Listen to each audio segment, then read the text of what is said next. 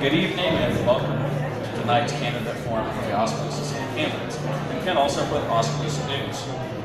Tonight's forum is being hosted by University Park Mayor George Toubekis. Toubekis is a recently retired U.S. Army soldier who is recognized for his service by the United States. Tonight is also possible from the hospitality from Smoky Row, and we thank them for allowing us to be a part of it. Tonight we'd also like to thank the candidates for being here on relatively short notice. We hope that tonight helps you, the voters of Oskaloosa, understand the issues and the candidates running for office. We also want to thank CRI for being a part of tonight's evening. And I will hand it tonight over to George Toubekis. All right, gentlemen, the rules tonight are pretty straightforward. An opening statement will be required from each one of you. I'll be in charge of the questions, and we want a little bit of a debate going on here, but we don't want axe throwing.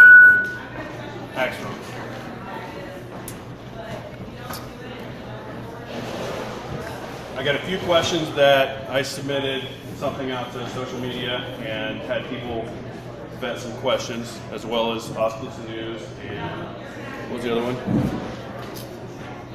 We have some from the chamber. The chamber. Okay. So once I get done with the questions that we submitted to the public, I'll turn it over to the floor. And people out in the crowd, I do ask that when I walk over to the carpet, if you have a question, if you could please meet me over there, that'd be great. Okay, first question I want to pose to each and every one of you. Okay, starting with you, Mr. Lizette. Do you want to do opening comments first? Oh. Starting with you. Let's do your opening statement. My name's Jason Hansen. I've been here since 2000. I came back to work with my father back with Oskaloosa Foods. Started that company back in 1938. Been here about 15 years now. I've got a 3-year-old son and decided to move back. And one of the reasons that I decided to rerun again is Oskaloosa has a lot of problems. 25% of the people live here make under $13,000. 70% of the people that work here, they don't live here, and over 50% of our kids are on free or assisted lunch at the school. We've got a lot of problems that we need to work out.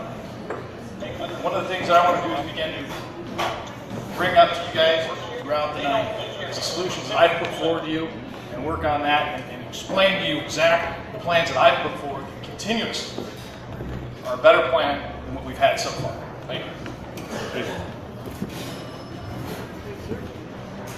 Hello, my name is Steve Burnett. I grew up on a farm over by Delta, graduated from Sigourney High School, and 37 years ago this November I married my high school sweetheart Rosemary, who's sitting over here. She currently works as the office manager over at Base Funeral Chapel. We have 2 adult children, Jacob and Catherine, both live and work in Kansas City. I attended Iowa State University for 3 years, and then started my 23-year career at Radio Shack at the time, and started right here in town at the place that used to be called Atpick Mall. I completed my degree in organizational behavior at Bethel College and Seminary in St. Paul, Minnesota, and recently I just completed my master's degree in business administration from the University of Kansas School of Business. Rosemary and I wanted to move back to Iowa to be near family. Her mom still lives down in Mount Pleasant, and as a sister does as well. So I chose to take my current position with MCG as a sales and marketing manager there in June of 2014. Why did I choose to do this? Everybody asked me, what are you doing, Burnett? And I said, well, I've been active with the Mahaska Community Development Group here for the last year. Enjoyed that quite a bit. They're a group of local business professionals who are working to move Oskaloosa into the future. I'm eager to continue to build on the housing initiatives we've begun. And there's no doubt that I'll bring an energy and different perspective to the City Council. I will continually seek input from the folks of Oskaloosa on their ideas on how to make Oskaloosa stronger in the future. It's important to me that you folks are willing to talk to me, and I'll move the stuff forward. So, thank you. Hello, good evening. My name is Joe Calvagere. I'm currently holding the seat as the at-large seat. My wife and I moved to Oskaloosa back in 1995. Is that right? Right there? Okay. And We came from out east. My wife's from the Netherlands. And when we moved to Oskaloosa, there's one thing I noticed about this city. It seemed like a home-like town. Very friendly. And we stayed here, decided this is where we're going to live. We have I have a 17-year-old boy. I got a daughter in college. Does it get a little too loud? I got a daughter attending UNI. She's going to be a school teacher. Hopefully she comes back to Oskaloosa and teach our great little kids. When I moved here in '95, about approximately 2 years after we was living here, I decided to get involved with the city. I started on the planning and zoning, stayed on the planning and zoning for about 12 years. Then I decided to come on council. 3.5 years ago, I was elected at the at-large seat. Since I've been on council, as you can see throughout town, there's been a lot of improvements. We've been doing a lot of work on infrastructure. Old buildings been coming down. I'm currently working on a committee to work on the corridors. I don't know if you noticed in the corridors, there's been a lot of signs that have been removed. We had the state come in here remove unnecessary signage. The city had folks remove unnecessary signage in the state right-of-ways.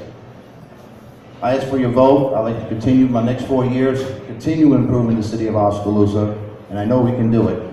Thank you.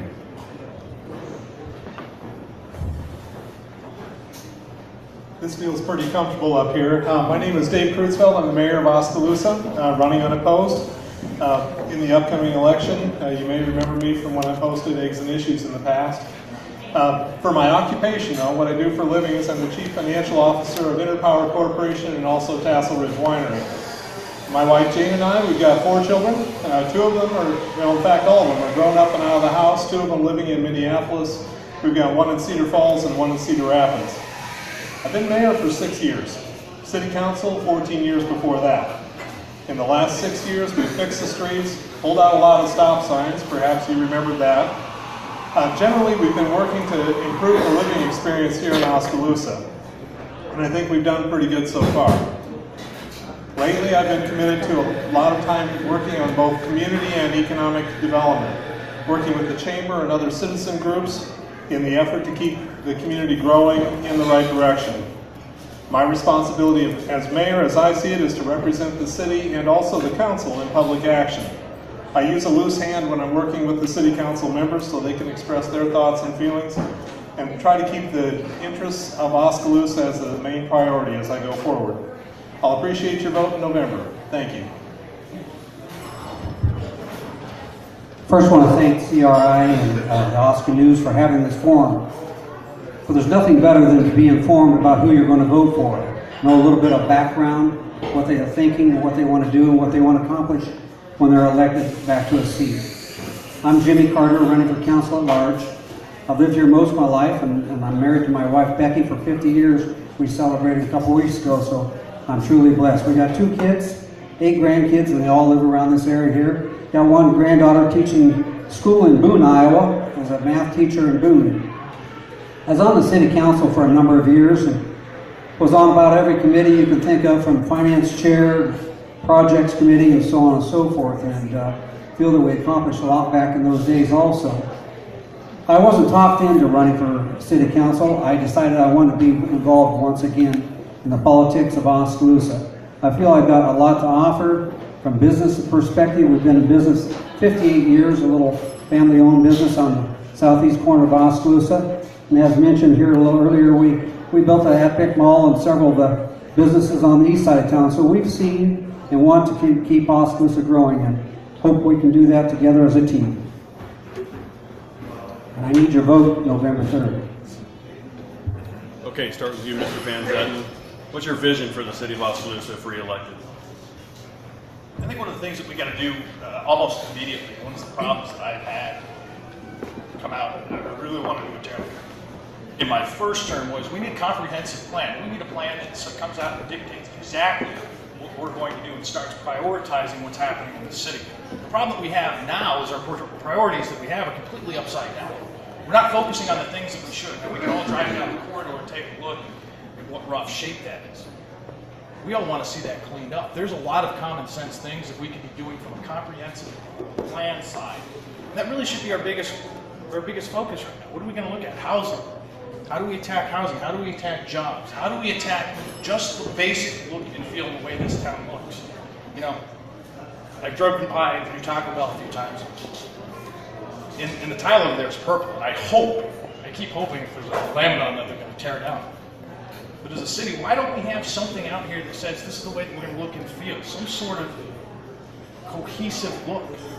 We haven't talked about that. We had a comprehensive plan back in 2000, we had failed. We failed to follow through. We need to get that back on the table so we can start prioritizing exactly what we want to do first. And when we can start doing that, we can start changing the city for the better.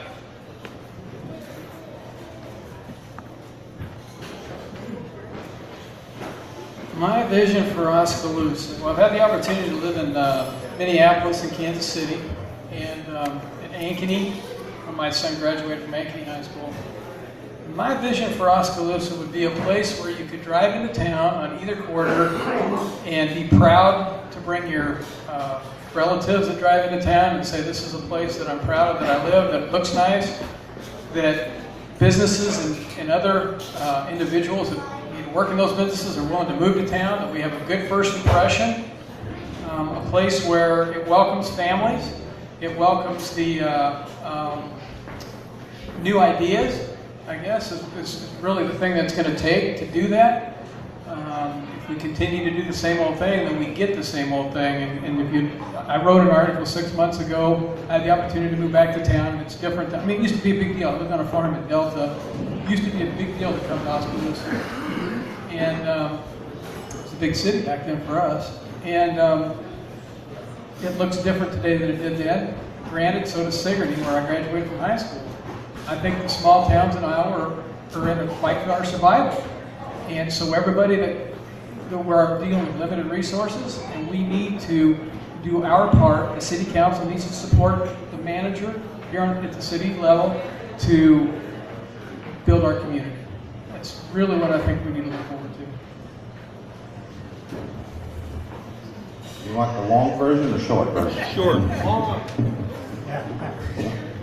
I think I'll say I have two priorities as far as the vision of Oskaloosa. One is our corridors. I'm currently working with the committee right now as we plan the corridors, how we want them to look.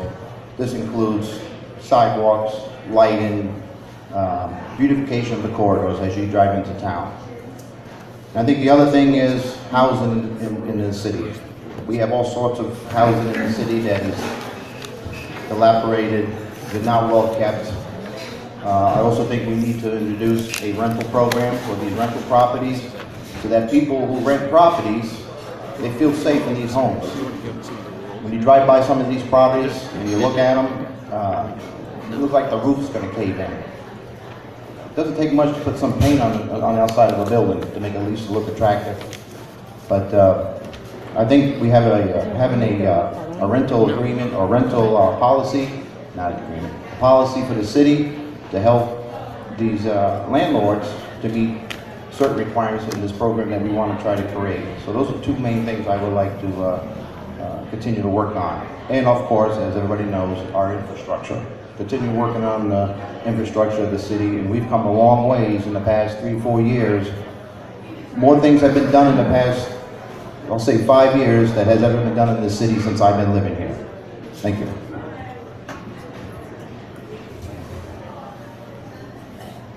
It's hard to come up with something new after so many people have been in front of me, so I share a lot of that. Years ago, when I first became mayor, the big issue was the crumbling streets. And so we got that under control, and we got a plan together, and we started fixing it. It took us a few years, but I think we're ahead of it now. The vision that I have for Oskaloosa is what you're seeing right now. We had a comprehensive plan back in 2000. I was part of that. And we set the vision then of what that corridor was to be looking like. And so the city managers from time to time had the opportunity and the necessity to enforce that. And so it has been over the years. We also need to have a community that will flex with time though. What Oskaloosa needs most of all is to be able to grow itself through its population and through its businesses. And so that means that they're going to need to be able to recruit the kinds of employees they need to come to our city. Young professionals, So what is it that young professionals want? Well, they need to have affordable housing that is ready when they get here. They need to have recreation that gives them something to do during the weekends. They need to have a good education system when their children come along and when they're enjoying that stage of their life. And so through the cooperation with the city, the school, and hopefully with the county, we're seeing a number of initiatives right now that are making that vision take place. And so it's my anticipation that we have a strong economic development effort going on now, that will continue to happen in the future. I read this book every morning. It says, without a vision, man perishes. But with a vision, it takes three of us, besides myself, that has to go along with that vision. So you have to have a coalition to make things happen. And as a team effort, sometimes you can come up with a great idea, but you can't get somebody else to see the same vision you have. Sitting on the council for many years in the past, we bring up ideas and we might be a 3-4 vote on many different issues. So you have to get a coalition together and convince people in the public that what your vision is going to be the best for the community in the long run. I always look at cost versus benefit. Where's the money coming from? How are we going to pay for it? And what is going to benefit as a whole for our community? So a vision takes all of us looking together. You're the voters. Government is by the people and for the people. And we've got to always remember that. Okay, the first question of the night is going to be directed towards Burnett and Carter. So the Oskaloosa Fire Department and the Haskell County Sheriff's Department, I'm going to give it to you first. Hired strictly upon retirement. Since 2006, roughly 15 officers have been hired by the Oskaloosa Police Department. Because the officers leave, they don't stay, we have no retention policy. If elected, what is your plan to revamp the policy we have now and keep the current officers we have going forward? Well, I'm not sure I've got a good answer for it because I don't know what the policy is that we have now. So let me make sure I understand what you just said. So we've hired 15 officers since 2006? Roughly, yeah. And they're strictly hired based on others leaving. So Yes. we're a 1-to-1 ratio is what we're talking about, okay? And so the concern I'm taking it is that we have a high turnover within the police department? Is that the concern? That's a very big concern. Okay.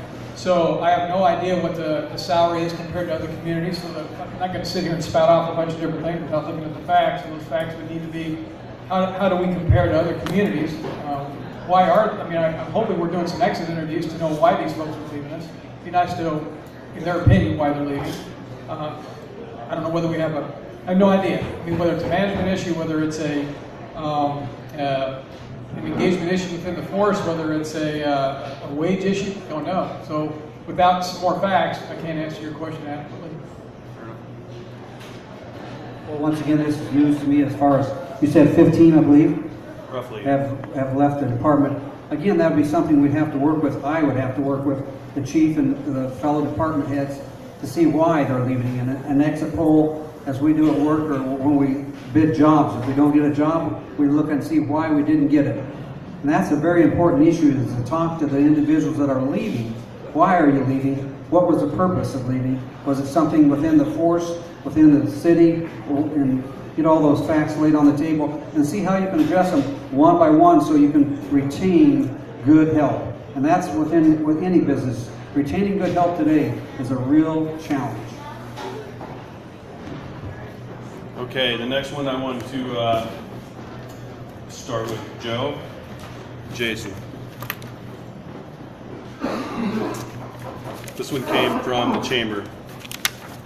Oskaloosa recently received Blue Zone certification, which requires huge involvement throughout the community over the past year and a half. What's your reaction to the certification and what should be done now when you're certified? Jason, go ahead and start first. I think it's been pretty clear that I have support for Blue Zones right from the get-go. I see a lot of smiles around here already. I think from a personal standpoint, I think it's great. As an individual, if you want to be healthy, as a business, if you so choose to participate in that program, I think it's great. I think the problem for me, and always has come into, is you're not electing us up here to make those decisions for you. And that's the problem. I have a plan right here that's 27 pages long in the Blue Zones that goes through point by point what we should be doing as the city, as dictating certain things to you. In other words, I'll give you a few of them here that always jump out at me right at the get-go. Taco Bell, I talked about it earlier. One of the things that we should be doing according to Blue Zones is we should eliminate drive-thrus here. We should also be putting we should be saying, how many fast food joints are we going to have here? Should you have salt on the table? The problem here is more government involvement. It goes back to Obamacare. How much do you want us to be involved? And now here we are at the local level. We're at the local level dictating to you what you're going to do in the background. That's not my job. My job isn't to tell you to run, walk, or swim. My job is really to stay out of your way and let you live your life as you choose. That's the problem that I have. Blue Zones has always bothered me from this side. I'm a guy that works out quite a bit. I like working out, but I wouldn't force my lifestyle on you. I don't want you to force your lifestyle on me. And why did we choose Blue Zone? What about the Atkins style? What about the South Beach style? Why do we happen to go with this one? So again, it's always going to be about, for me, less government, not more government. Thank you. When the Blue Zone came to the city, as you can see, I'm in shape, so I exercise every day. Yep. My main concern was I did not want to dictate or write policy. Pretty much what Jason said here, how you should live and eat and all those things. But that's, healthy choice. It's a choice for the individuals or companies. If there's something they want to do, that's great. I think it's a great idea, and it's another choice in the town for people to do. And I know there's all types of committees, and some of the businesses have adopted the Blue Zone. They do things at work and park your car on the other side of the parking lot so you can walk farther to get to it. But those are just things they choose to do. But I was not one for actually starting to write any policies on how we should eat, live, what snack machine you should go in or not, etc. So, thank you. Thank you. So the next question. George, can I go ahead and talk about that for a second? Sure, go ahead. All right, so I guess I look at this whole Blue Zones thing a little bit differently. I didn't look at it as a dictation that tells me that I'm going to put farmers out of business or that we're going to dictate to you what you eat, when you eat, where you eat. I look at it as providing the community with some education and an opportunity to understand that there are different ways that you can go about living your life if you wish to do so. So I look at it as an educational opportunity, not as a dictation. And so I think that that's probably where we all differ up here, evidently, is the fact that I'm for the opportunity to be able to provide you and you and you information. What you do with that information is entirely up to you, but without that information, we're ignorant to make the correct choice. So I think if you take a look at this Blue Zones a little bit differently, you'll see that you have the chance to make a choice if you choose to do so.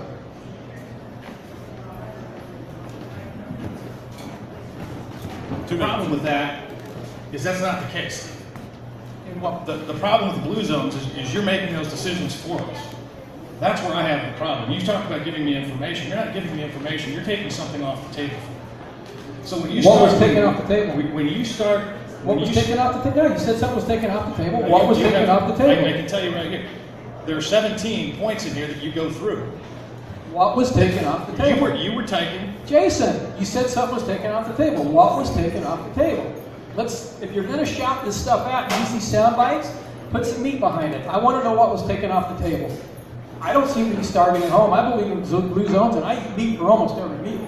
That's fine. So what was taken off the table? But you're out there saying that you're providing information, and when you start making decisions for us inside vending machines, that I can't have certain candy bar, 50% of vending machines now, if you so chose to do that, we're going to have to be healthy. Those shouldn't be your choices. Those should be my choices. Well, I'm not going to apologize for helping the community become healthier. Thank you.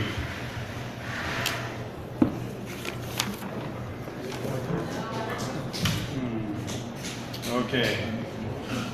Carter and Calgary. Starting with you. Over the past several months, the city has debated many nuisance and code enforcement issues. How would you like to see the city responding to these issues in the future? Nuisance codes?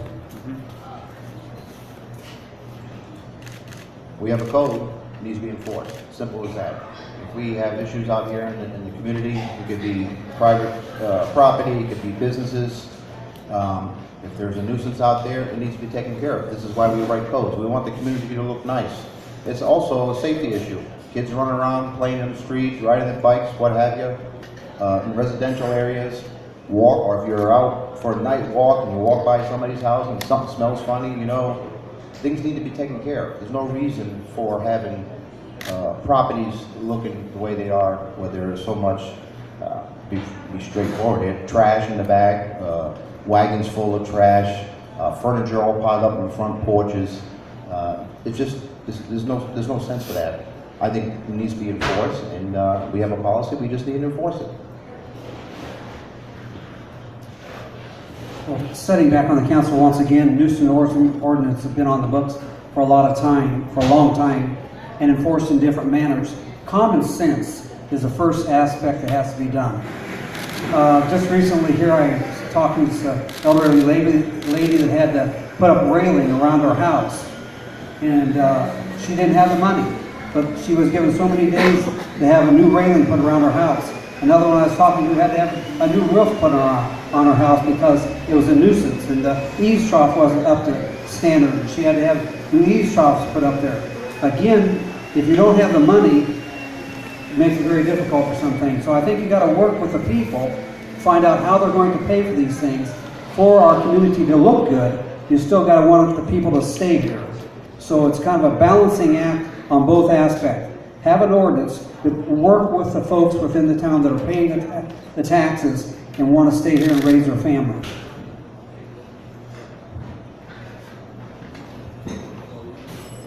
We all, I think, just said that we wanted the corridors to be cleaned up. We all agree that we think that the town needs to look better. If we're not willing to enforce the ordinances that are in a place right, the existing ordinances, forget ones that we could add, then how's that going to happen? Because we're just going to get more of what we got right now. So without being willing to make the tough decisions and enforce the current set of codes that we have, we're not going to have anything different than we have right now. Thank you. Okay, Mayor, it's your turn. The community led by Oskaloosa Main Street organization has embarked on rebuilding an effort, the rebranding effort. Oskaloosa Simply Brilliant. With the idea of unifying the marketing message and revitalizing the downtown area. As the process continues, how do you see the city being involved? The city is a partner within that. Not every idea that is coming out of the branding effort is something that the city has to act on, and so those things can happen without city approval. But on the other hand, there will be major things in which the city should be a part of and wants to be a part of. Now, we talk about how branding works for a community. You have folks who come together on the way that they want to brand it, tight-knit. And so you put that logo then on the things that let that message out to anybody who wants to see it. So the city, as soon as we can get that logo, we're going to want to put that on our letterhead. We're going to want to put it on city vehicles. We want to promote that as much as we can to let folks know that we can be a tight-knit community and that we are vibrant. As far as I'm concerned, that's the message that the branding is wanting to bring out, and I think that's what we can do as a community. Go ahead. You know, as far as the overall branding, and as we get to the bandstand a little bit, obviously I think this whole thing probably got out of control and it really kind of took on its story of its own. But the branding overall is a good thing, and I think even the people that were opposed to the bandstand move, looking at Carol because I know she was one of them. They, you know, I talked with her and several other people. They wanted to keep it the same. Obviously, there's traditions there that we should have. But we need to start jumping the gap. To me, it's about reconnection. It's not necessarily about what we can change. It's not about, there's so many things that we can do that we're just not connecting right now. We're not letting people out there use it. We can do a bunch of things. You know, I'll give you one example here. You know, we have 6 concerts out here. The brass band comes out. Each one of those, that's levied into your taxes. Roughly, let's rough numbers here, we have 6 of those. It's about $30,000 a year. One of the things that we could do, is what if we just said, you know what, we only do 2 of those brass bands a year. You know, That's roughly $5,000 a concert every time that band plays. What if we did something just a little bit different to engage the youth, whether it was more electronic music, whether it was DJing, whether there were different ideas up there that get people back up there to reconnect the bandstand? That's the problem that we have. We can do everything that Roger Brooks wanted to do right now with what we have by just testing out the theory. Putting stuff up there. Let's get the music up there. Let's let people use it. We can prove the theory that way, and if we can do that, then we can start rebuilding this. Let's see. All right, Mr. Mayor. So the estimate for the new section of the fire station came in almost $1 million over, correct? Well, how did that happen, and what cuts do you think will need to be made to allow the building to be built? The question's a good one. The meeting that was dealing with that was this afternoon. We sat down with the architects and asked that exact question. What happened? Why are we seeing these costs so high? The answer we got back from them was actually several, but the two that most stuck out was, one was the way that we timed our bid asking. That we did it back in the fall when most of the construction firms were already busy. And so in order for them to do the project that we were proposing, they would have had to do it through the winter, but they would also have had to work within the other projects that they had going. A much better time to put out a bid is going to be this spring. And so I would expect, probably we'll be letting out the revised plan documents at the end of December, let folks see them in January, and then we can bid it in February probably. We also spent some time talking about the design. What is it that we're doing here? Is there anything that we don't want to get after all? If we can't afford it, so maybe we should knock out a bay. Maybe we should take out the maintenance pit. Maybe we should change something with the living quarters, the way that we were going to redo those. That's one concern. The third thing that came to my attention was that there is a significant trend that's happening now. Anybody who's trying to build a house, especially in the Des Moines, Iowa City, Cedar Rapids, Ames, Ankeny area, you know that you've got a lot of problems as far as getting a house built. They can't get enough help. And so the charges that are coming out for construction, the way it was explained to me was if you were to look back 10 years and see what construction costs were, and then you would see a bit of a rise for 5 years in a row, a steady inflation year on year on year. And then in about 2008, we had our crash. Nobody was doing anything. And so the construction firms are hungry. That's when they want to do their work. And so what do we got to bid? And so bids went flat for several years in a row. And then in the last year, and I would say, the last year is what they were talking about, we had a significant uptick, 30% plus. So if you took the trajectory from the first 5 years and ran it up, the inflation we saw in the last year would line up on that line. So it's 5 years worth of catch-up that happened in 1 year. And so what we're hearing from our architects was, we probably wouldn't even be here if we had pulled the trigger a year sooner and worked on getting that fire station built. We would have had it come in under bid, no problem. But the combination of the mostly having to do with the way that the costs have gone up in the last year, that was what really hurt us the most. So what do? Does that mean that the costs are going to magically come down later? Not necessarily. Does that mean that just by bidding at a different time, that's going to fix it all? No, not necessarily. And so what the subcommittee did today was come up with a short list of the changes that we think need to be made in order for that fire station to come in under bid. And the council will be able to see that at a work session in the near future.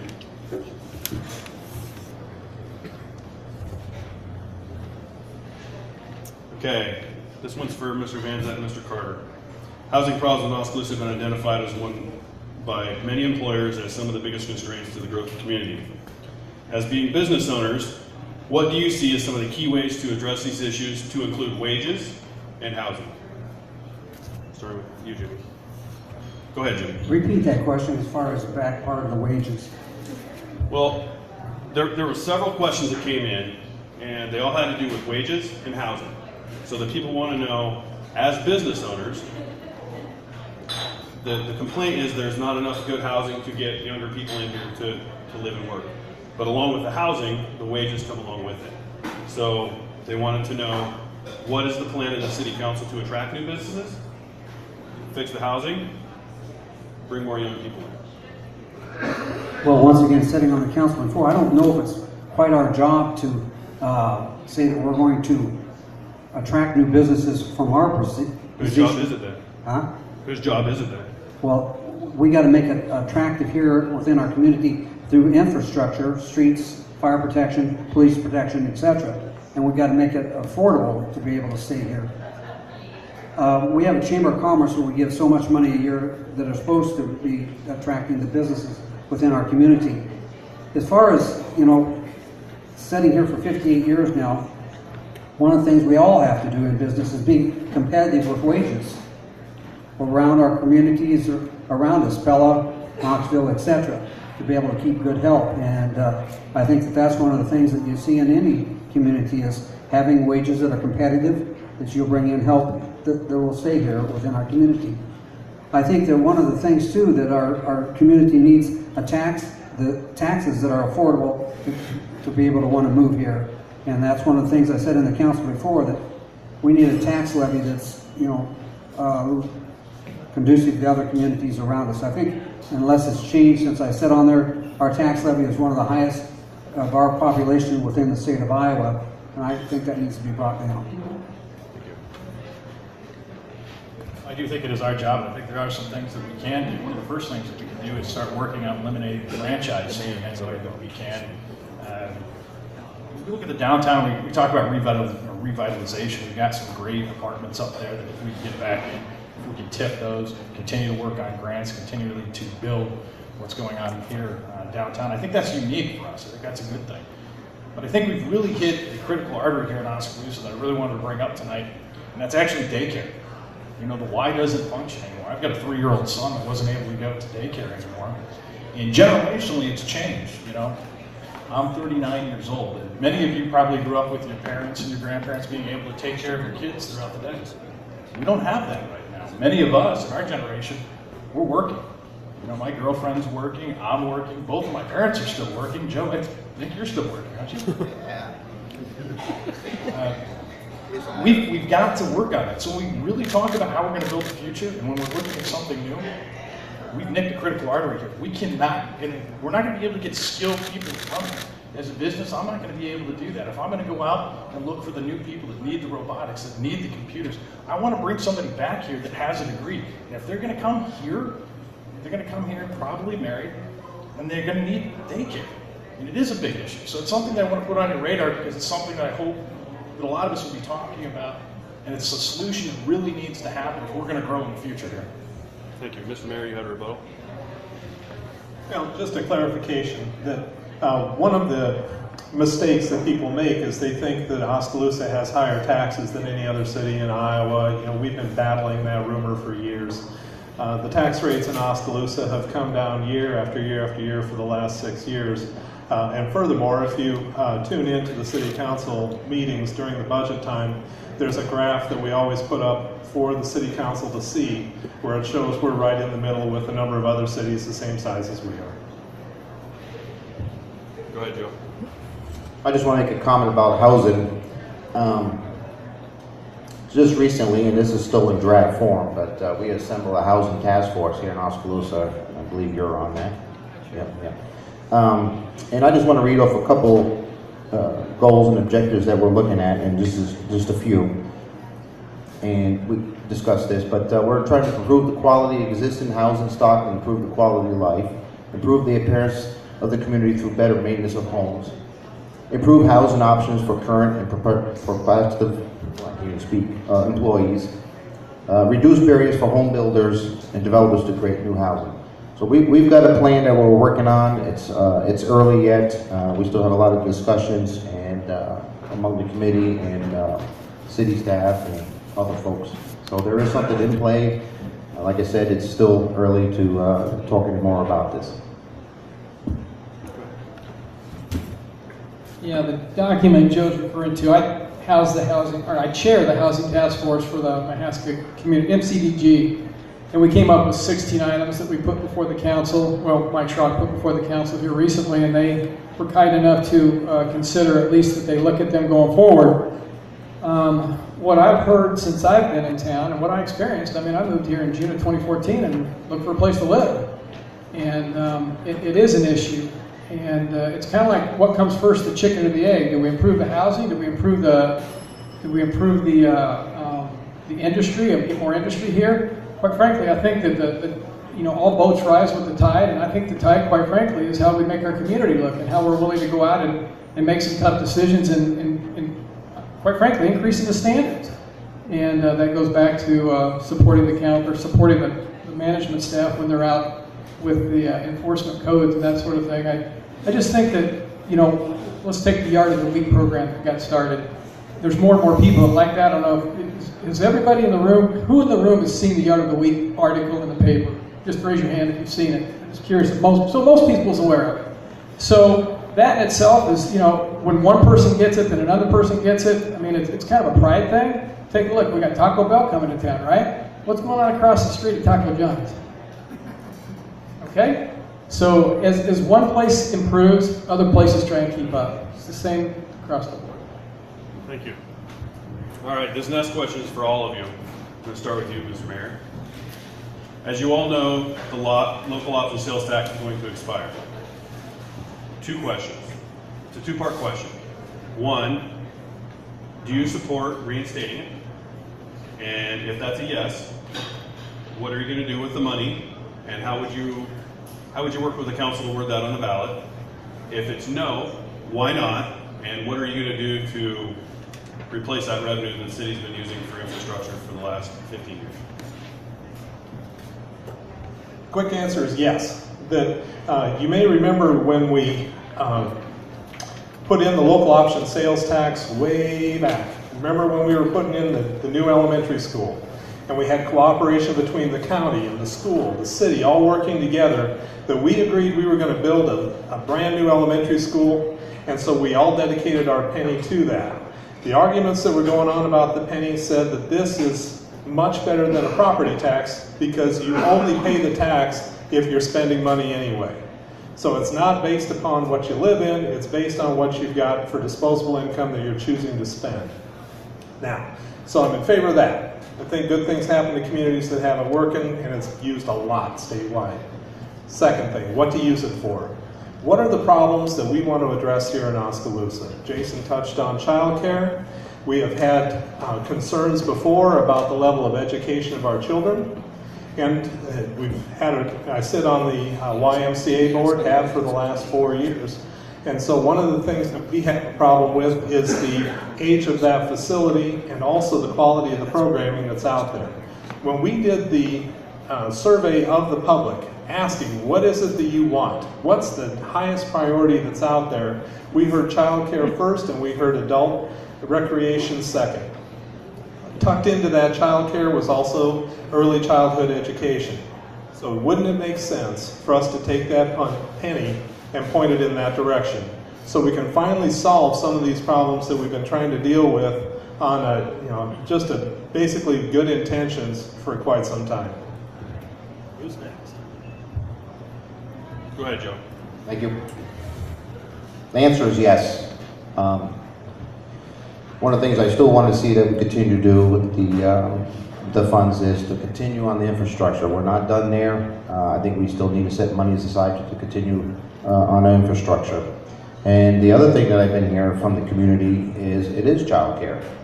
We need that, and I think it's very important. Here you got families that both working, and we really don't have. I'm not too familiar with the child care things we have in town, but the ones I do know, they're full. But I think that's something we need to be concerned about. And as far as other items for the city, I think with the council we'll do more further discussion as to where funds will be best used at. Well, I also would support the 1 cent sales tax, but that's up to the people of Oskaloosa. They'll go to the polls and vote whether or not they think that it's worthwhile, the projects that are presented to them. And if a good project is presented to them, it'll fly. But if it's not a project that they'll support, it doesn't go. So it depends a lot on how the projects are presented, what they're going to do. And again, like I said earlier, the cost versus the benefit. When you go to buy a piece of machinery or whatever it might be, the 1 cent sales tax is going to go be paying for that particular project. So look at that as we go forward, as how we present the project, and that'll make it happen, whether it'll go. One other thing I do want to mention too is about our county. We're the county seat, and one of the things I think this council has to do in the future is work a lot closer with the county in making sure that we are a sustainable county seat for many years to come. Losing that seat position would be detrimental to our whole area.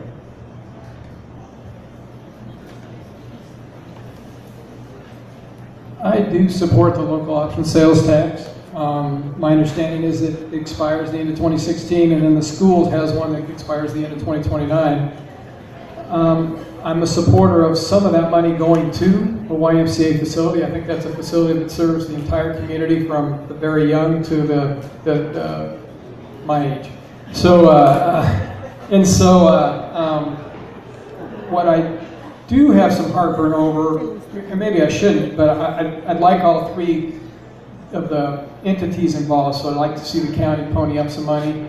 I'd like to see the school district as well pony up some money, because I've seen the numbers. It's a huge project, and I think that all three of those entities should have some skin in the game in this project.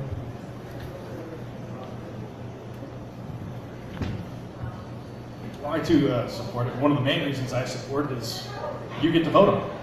So we're going to put a package together, and you get to look at it, and you get the final say. I think that's one of the things that I'm going to have through the next 4 years if I'm re-elected. That's one of the themes that I've tried to have when I was in, is to always let you have that choice. For us to put the plan together and let you take a look at it. I did touch on childcare. It is a huge issue. It is a critical artery that we have to get to. And one of the things that we are going to have to do is we're going to have to split that penny up in a way. We're going to have to get money from the school system. We're going to have to get money from the county. We're going to have to chip in. We're going to have to figure out a way to put this together. But again, it might not be something that you want to do. And maybe you're going to have input on it. Maybe you want to change something. And that's what I think is great about this particular process, is when it comes back, you're going to get to decide on the ballot, not one of us. So that brings up one other question, not just go ahead, for all of you. I wasn't going to ask this. There were several people that sent me messages and asked, they're all asking about the Early Childhood Development Center. It's a great idea. But the one thing I heard from 90% of them was the Y is failing. The pool is broke, the spa doesn't work. If the money goes forth and builds a new Y in an Early Childhood Development Center, and they close the existing Y, then how do you guys see paying for it in the future other than the sales tax? How is it going to sustain itself once that is done? I think we're getting into some new water here that we've all it's all early here. But I want to tell you a little bit about my experience, because I've gone to the Y now for probably about 5 years.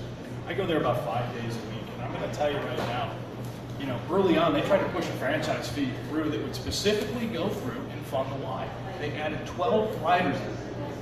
And one of those riders was economic development. One of the things that I am absolutely fundamentally against, is your tax dollars going to fund economic development. You shouldn't be spending a dime to save somebody's pet project. You hear about this nationally, American Import-Export Bank. It's corporate welfare. We shouldn't be doing that. So when I looked at the Y, I'm telling you, it was in rough shape. It was a place that I came through and I looked at it and I go, I think there's something better. And I started asking the question, I wanted something better for my kids. I know you want something better for your kids. And I wanted to put a bigger plan out there. And that's what I really liked about this particular project, because I wanted a big idea. And that's what I really wanted to push. I wanted to kill that franchise fee so we could come back and get a big idea on the table. Something that would look at the rec center along with daycare, and a good daycare, not just an average daycare. We talked about it even in Roger Brooks. What's going to attract people to Oskaloosa? What is going to be unique about us? If we put a big daycare that's good, and we really work on the system, and we put in the time as we need to, that's going to separate us from everybody else. It's going to benefit our kids. And I want to do this with a sense of urgency. I don't want to do this in 5 years. I don't want to do this in 10 years. I want to put a plan together now. And that was one of the things that was really bothering me about this. What are we doing today for Oskaloosa? Not tomorrow, not 5 years from now. And that's really what I was driving at. So when we look at the why, and we don't know if it's going to be a why. So I know, before everybody says it's going to be a new why or not, we don't know what it's going to be yet. But again, what's great about this plan is you're going to be able to say yes or no. So I want to really encourage you to think about it, look at it with an open mind. Dave, I want to talk a little bit more about it this as well.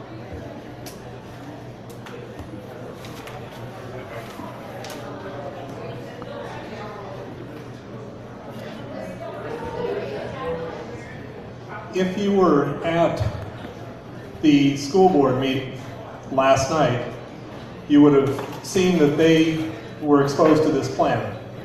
It's not the plan, it is a plan. It's a rough rendering of what the combined YMCA and childcare facility is going to be like.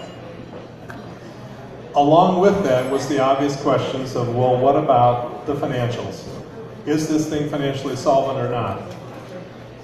One of the problems we ran into as a Y board was that we were approached by Kids Corner with the idea of merging. We saw a community need. I, as mayor, felt a community need to do that. However, what it did do was put us into a position where all of a sudden we had excess capacity, and you cannot do that with childcare. The margins are too small. There are too many folks who are receiving some sort of financial assistance, and so when the state only says they're going to pay so much towards the care of those kids, you run into problems if you don't fill your classrooms up. So that was what got the Y in trouble to begin with. And so when we were looking for solutions, we needed a right now solution. We didn't want to lose the child care in Oskaloosa, and so we started looking at what were the easy things to do, what were the things that were possible. Franchise fee was one of them, and we came darn close to doing it until Plow Valve pointed out that they were the majority payer of the franchise fee in Oskaloosa, followed by Oskaloosa Foods. And so rather than targeting a business, the council pulled back. Then in the meantime, Mahaska Community Development Group then got together and said, hey, wait a minute, this is a problem for the business of Oskaloosa, more so than it is for the city council. So they stepped up, pledged money to the Y, and then allowed us to keep running. Since that time, we have a different director. We've changed our business operating practices and also changed the way that we're handling our child care. We're profitable now. So going forward, we think we've got a much better plan, and then the pro forma financials were offered as well to the school boards. I believe the city council in one meeting or another has probably seen the same things. But this is something that'll definitely work. Well, the mayor pretty much said everything, but I'm in support for whatever we need to do to make this work. It's a need. There was a survey also conducted, I believe, countywide. I think that survey went through, and it was a big need for this. So it's still early in the game as to who's going to pay for what and all those decisions. So, but I'm in support to whoever what you need to do to make this work.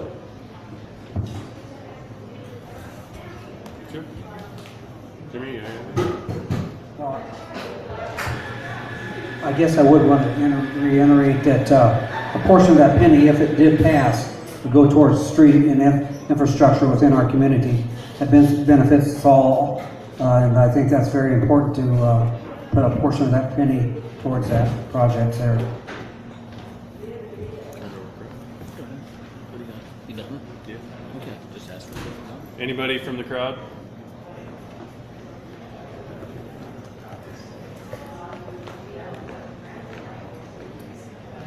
I submitted this on Oski News and it didn't get asked. So you all highlighted what your highest priorities are. I, as a voter, would like to know what your two lowest priorities. If you had to kick something to the curb, or what you think has maybe been discussed tonight or not discussed that either you don't think is the council's job or you don't feel that it's a priority for the next 4 years? Not to say it might be in 10 or 20, but what is the 2 lowest priorities in the next 4 years?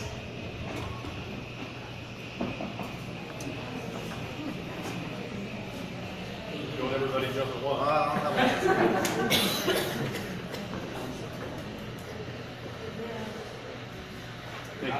Obviously, blue zones is not really my priority. I don't think it's the government's business to be dictating what we need to be doing. So that would be one thing that I wouldn't be focusing on. And all the things that subsidiary go along with that. I mean, blue zones is a pretty encompassing plan. So it's not just, it extends out to sidewalks as well. Sidewalks are needed in some areas. One of the problems that we have, that I have with sidewalks, is we need a continuity plan. Something that connects these sidewalks in a reasonable way. You know, right now we go out there and we say, okay, you're going to build a house, and you build a house and you require you put in a sidewalk.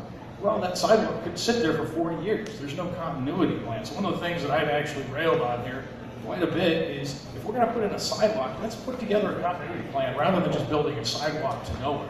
You know, one of the most egregious ones that we had was sitting out there at the Tuscan Village between Edmondson and the golf course. They put in the new housing out there and required them to have a sidewalk. Well, on one side he's got a park, and the other side you have a golf course. Where do you go? These people had to basically shovel snow for the deer that were sitting out in their front yard, and they were upset about it. So we pushed and we tried to get basically a continuity plan that would at least run through the park, through that apartment complex, and at least over to the golf course.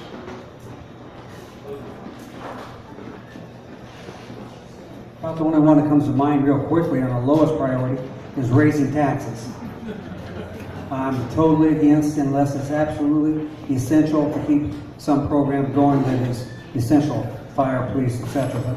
But other than that, raising taxes, I want to keep this community affordable for all. And that's a tough job when you're sitting in this seat, as these guys have and others before us have. It's a tough job to do that and please everyone, but it's got to stay affordable within our community, and that's a balancing job. By the way, that was a good question. I was just looking through our to-do list. It's only 4 pages, and to answer your question, yeah, I would go back and look at this and look at the cost, what the cost is associated with all this, and then see what we can pull up to the side for a while, and maybe later work on that later. So, thanks. You didn't answer the question, Joe. What? You didn't answer the question. Yeah, I did.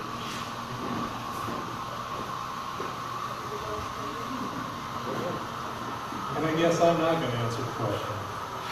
Because on any given day, if you were to ask me what is the thing that I shouldn't be thinking about, it's the type of question like when someone comes up to you and says, okay, don't think about what the trunk of an elephant looks like. Now it's on your table. If you had asked me 6 months ago, do we have a problem with the likelihood of a downtown building coming down, I would have said, no, I don't think so. I think all the property owners are doing a good job of maintaining their buildings. Wasn't anticipating arson. And so on any given day, I don't know that I'm willing to push any priority off. But instead, again, if you're in the position of city leadership, you have to stand ready to know that priorities will shift depending on what your funding is and what the urgency is that's expressed to you from the public. I'm kind of with Dave on this one. It's hard to think about what I won't do. I'm more of a person that, you tell me you can't get something done, and I say, well, it's going to get done, let's just figure out a way to do it. Instead of spending all the time figuring out reasons why we can't do it, let's figure out a way to get it done. So I don't know, I honestly, God, don't know what I'd push to the curb. I don't know.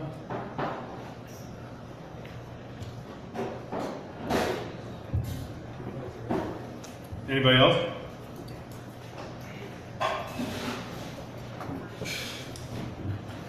The candidates, as we've talked about development, as we've talked about jobs, those sorts of things within the community, you seem to be pretty much in agreement that the sort of amenities that can provide housing, other sorts of attractive features for young professionals, other skilled workers is important.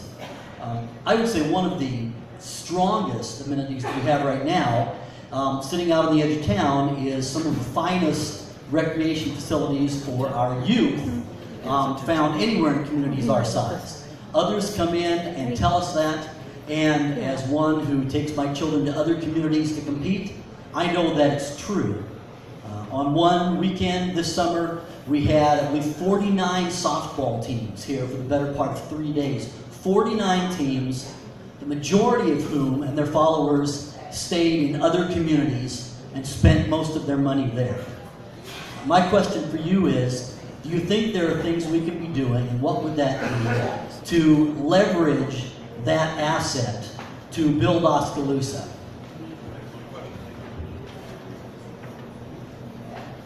Thanks for that. I think you're absolutely right. You know, we talk about this a lot. That complex is absolutely one of the jewels that Oskaloosa has.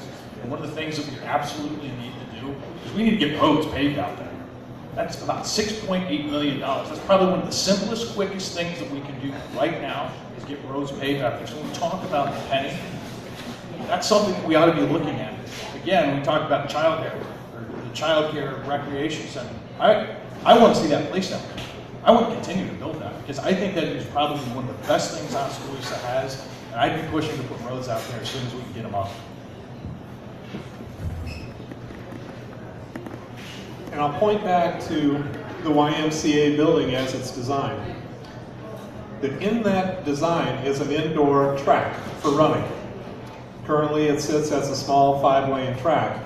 If it were to expand it, to be expanded to an 8-lane, and then also to, I think it was 200, competition length, let's call it that, rather than throw a number out. How many other NAIA schools in Iowa have an indoor track? None. Here's a golden opportunity. So if we can take the facilities that we have out at Lacey, that's good during the season, but then also couple that with the construction of inside facilities, it strikes me as the kind of numbers that we need in order for hotels, restaurants, etc., to see that there's a standard number of people that are going to be in town day in, day out, week in, week out, month in, month out, and keep that flow consistent to the degree that you can support a hotel or a restaurant.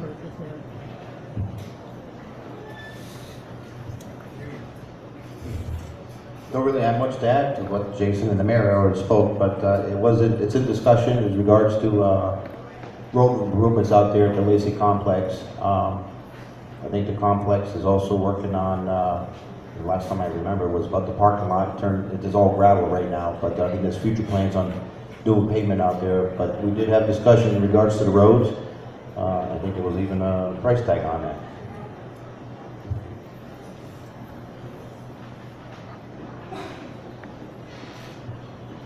Well, I'll reiterate what they've said about the Lacey complex being a jewel. One of the things I was thinking about as we were sitting here is the empty buildings we have around town. I think that is a goal that I'd like to see somehow or another, that we could get those buildings filled with people working in them, and the tax revenue coming back into our community. A lot of money was spent on the Iowa building here, and it's, I don't know what it is, about 8 years now being empty, and I think it's time some of these buildings get filled, and if there's anything that the city could do, maybe for tax incentives or what it might be we could offer, but we need some businesses in those buildings in the near future. No, that's a good point.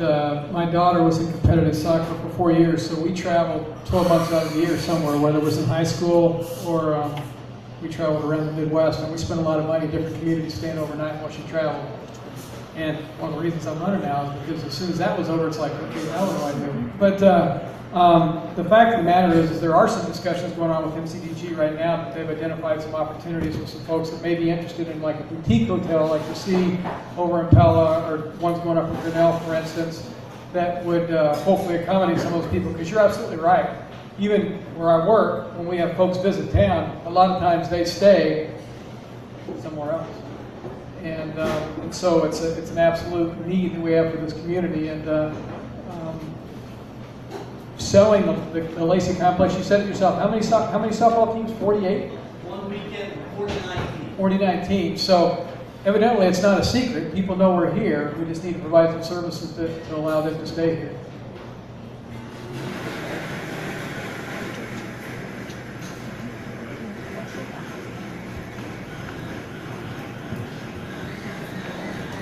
I just have a question for the incumbents. Over your term, your last term, what would be the accomplishments that you would most like to highlight for us this evening? I think probably one of the biggest things that we were able to do is defeat the franchise fee. I think that's a big thing for us. I think when we talk about trying to build business here, one of the things that we want to do is we want to try to lower taxes.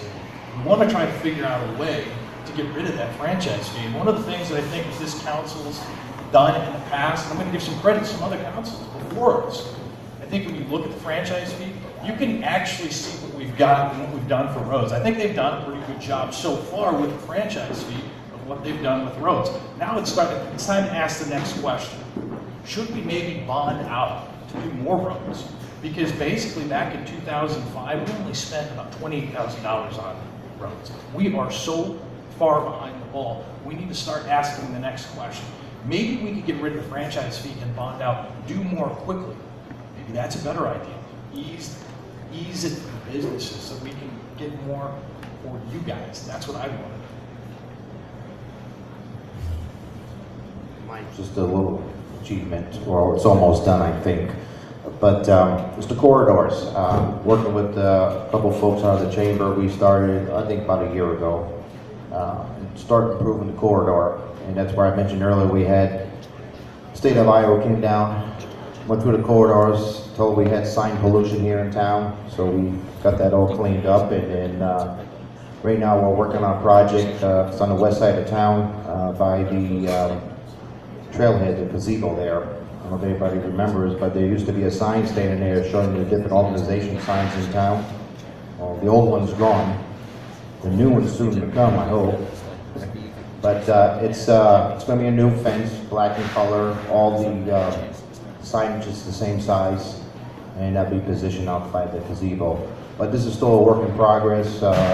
There's another thing we're working on, another committee in regards to the corridors. That is the wayfinding signs. In fact, I got a meeting this week on that. We're going to be working on that too. So there's going to be that's somewhat of an achievement. Got the ball rolling. We just got to keep it going.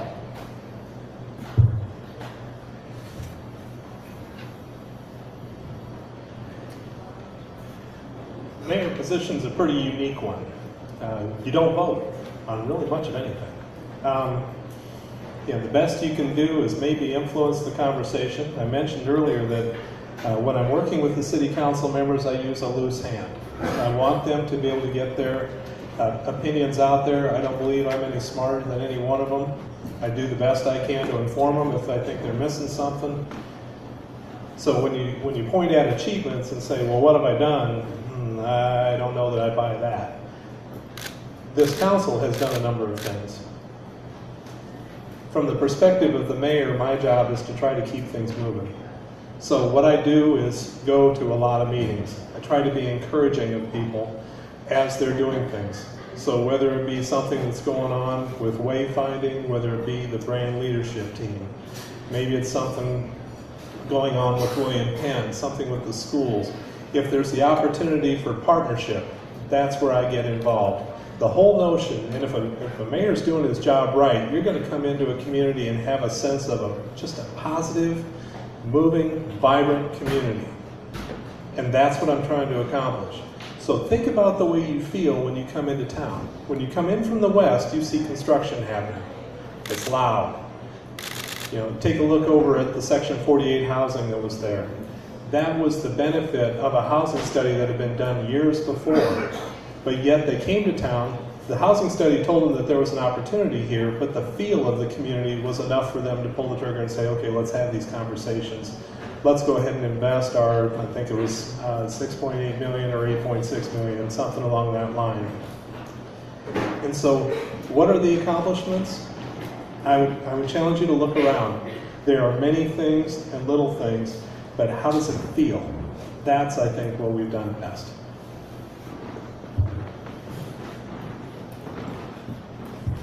Hi there, my name is Jake Dial. My question is, I moved to Oskaloosa about 2.5 years ago. Since moving here, my company has hired several people, but most of them do not live in Oskaloosa. They've chosen not to live here. and it's mostly because of the standardized test scores of the school district here. My question is, while I love the new elementary school, it's wonderful, and I like the idea put behind supporting the early education school that they have in Webster and the Y. What other ideas do you have? Now I realize you're not the school board, but what other ideas do you have that you could put forth to help our children learn? I'll go back to probably my mainstay.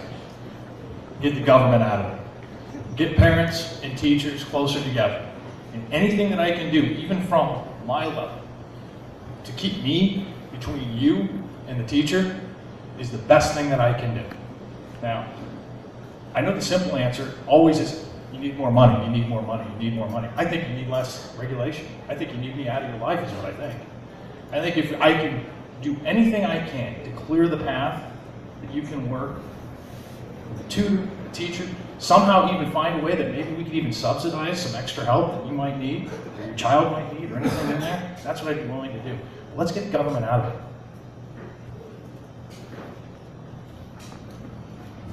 I may not have the answer you would probably like to hear, but my wife probably can answer that one better since she works at the elementary. But I will be very supportive to whatever we need to do to make this happen.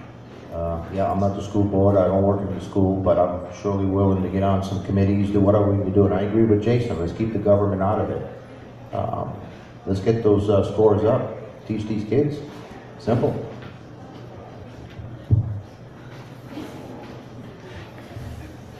Now, I'm going to point back at the early child care or early childhood education proposal that is being kicked around. And in my opinion,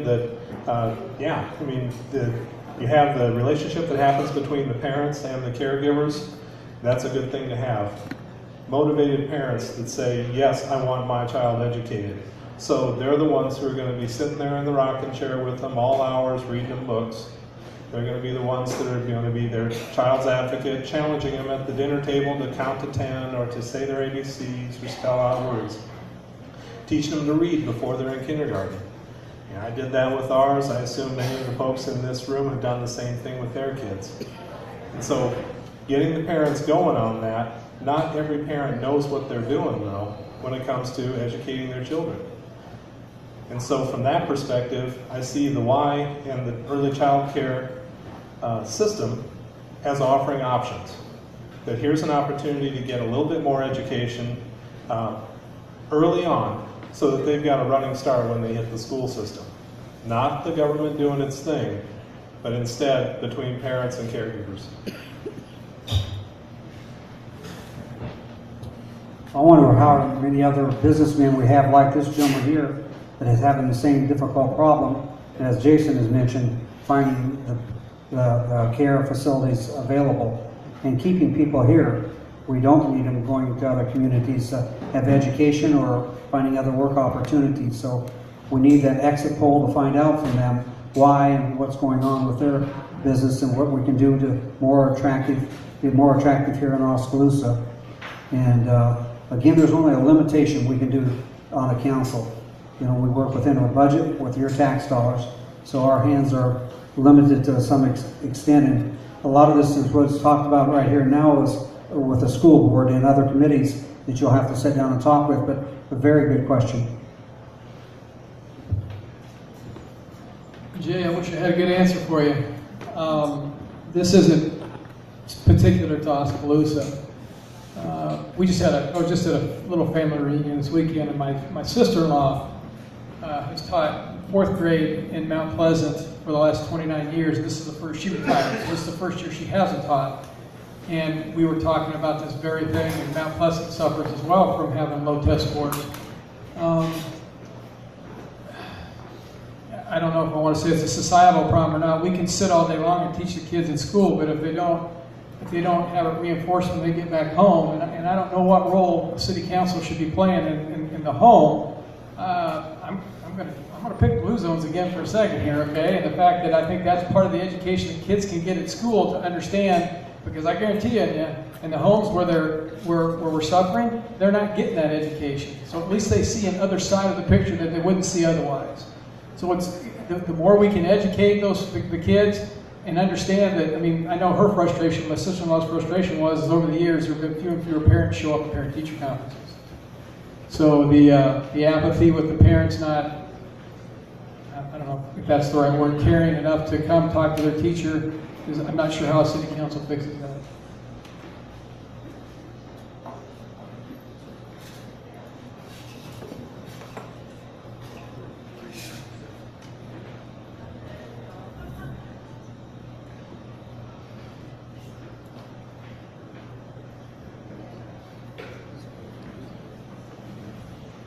Any other questions? Anybody over there? So before closing comments, what makes you, as an incumbent, stand out above the rest? Why should the citizens of Oskaloosa vote for you? Just a closing statement, question, all together, wrap it up in one, because it kind of goes together. Not really. I want your closing statement to be different than what sets you aside from the other candidates sitting on the stage. Well, I don't really know because Steve obviously hasn't been elected, but I can just tell you probably from when I sat up there, one of the things that I routinely come back to is I always want to fight for your right to vote. I see this routinely come up, especially with 2080 agreements, where there's an opportunity for you to vote, but it's routinely voted down. I'll give you an example that we just recently are going through now. It's the water board. And we're going to look at giving the sewer department to the water board. I adamantly stood against that. Now, 2 times, in a vote 4-3, they refused the right to put it on the ballot to let you vote. I have a problem with that. In 1922, this town voted to keep them separate. Why can't we revote and do that again? Why is it constantly a fight for me up at City Hall to let you vote? If it's a great plan, then you should all be supportive of it. And it should go through with flying colors. There should be no problem. But it's curious to me, every time these votes come up, they routinely don't let you vote. And that's a problem. So, as for me as being incumbent, it's one thing I'm going to continually fight to do. You might disagree with me, you might not like what I have to say, you might even have a better idea. But the fact is I will always fail for the fact that you will have your say. Thank you. Well, one of the things I wanted to continue doing is what I've already started these past 3.5 years. But most important, I want to hear from the public. I'm your ears. I want to pass on that information. Call me, email me, whatever it takes to get a hold of me. I want to hear input from the public. That helps me make better decisions on council. But then I know what the public is wanting to see what happens. Now, granted, I'm not going to please everybody, but at least let me know your thoughts, ideas, and I can pass it on to the rest of the council. But I think that's most important is hearing the input from the city. And I get that today. People walking in Walmart or the street or whatever, they'll, hey Joe, I got a question about this or that. If I don't know the answer, I know where to get it.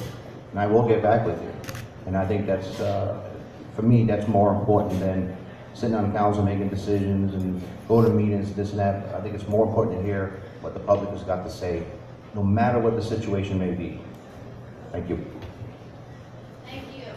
Always respond. Thank you very much. Welcome. I appreciate that. Boy, I don't get that kind of fan response. Must be the globe.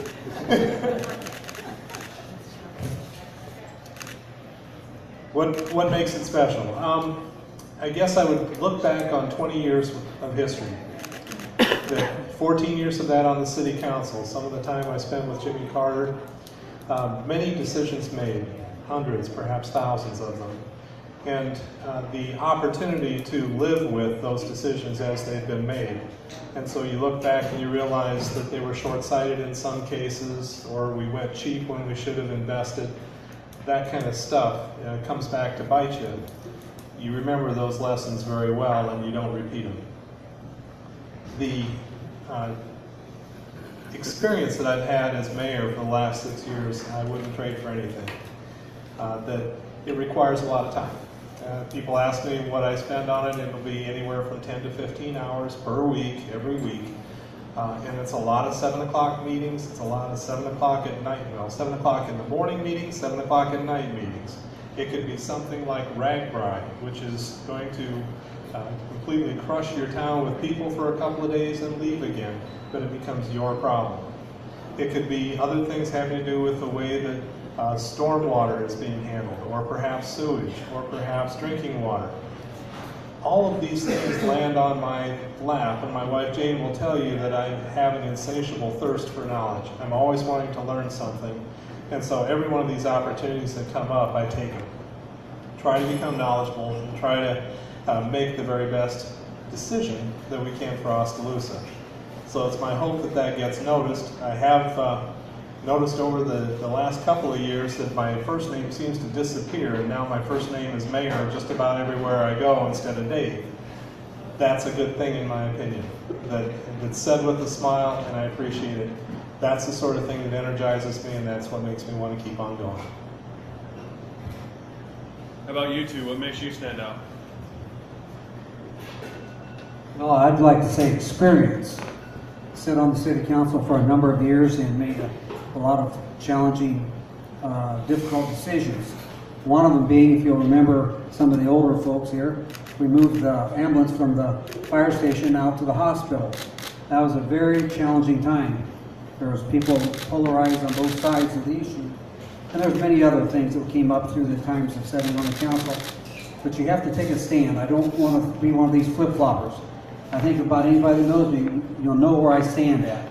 You may not agree with me, but you'll know where I stand at. And you can call, like it's been said, and we'll say it over again. You can call, email, whatever, anytime. And I come out to projects. And you got a project going on, whether it's an alley, a sewer, whatever it might be, I try to come out and visualize what's going on so I can talk intelligently about what the issue is at the city council. And I appreciate your vote. I have the unique perspective of having lived in different places. Might be good, might be bad, but that is my perspective. I started out here, and then I moved away, and now I'm back again. So I have the opportunity to add some insight into things that may not be seen because this is all somebody's ever seen. So I think that's what sets me apart from the others. Thank you. Any other questions? Okay, closing statements. Let's start with you, Mr. Mayor.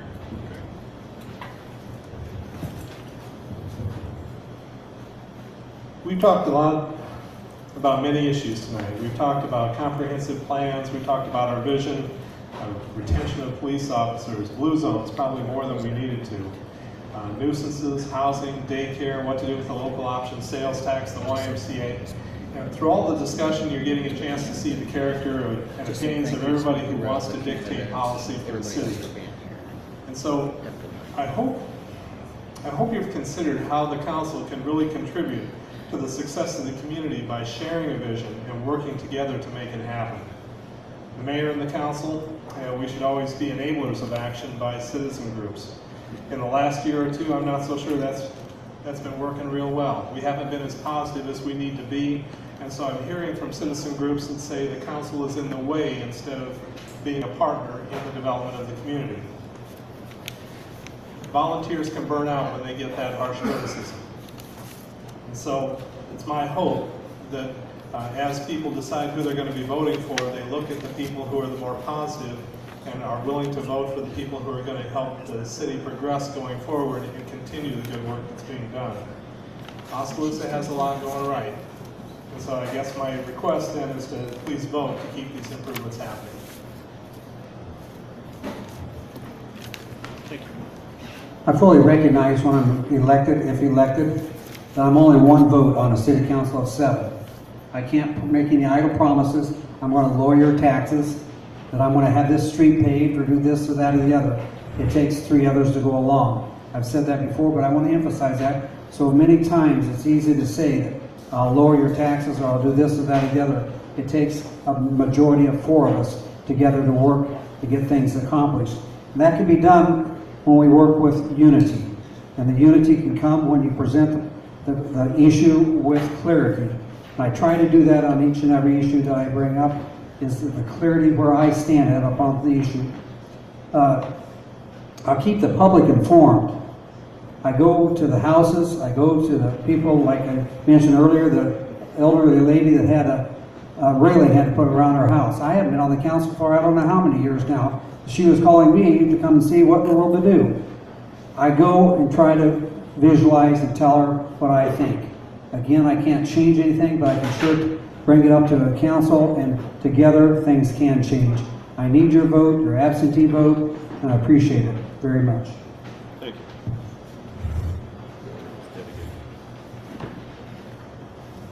We have a vision for Oskaloosa, and I say we, not just I. We, all of us, council, the city. We have a vision for Oskaloosa. We want to bring back the pride of Oskaloosa. You hear that on the streets, Oskaloosa pride. We're working on it. Things are changing. Yeah, we got a long haul to go. And I want to continue doing that the next 4 years. We just have a lot of work to do. There's a lot of people, there's a lot of volunteers who've been taking their time on these committees to help improvements in this city. I think we can do it. No, I don't think, I know we can do it. Continue moving in this path. Thank you for your vote.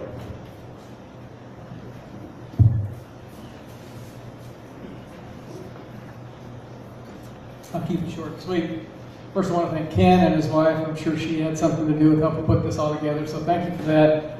George, you've been the best host of a forum that I've ever participated in.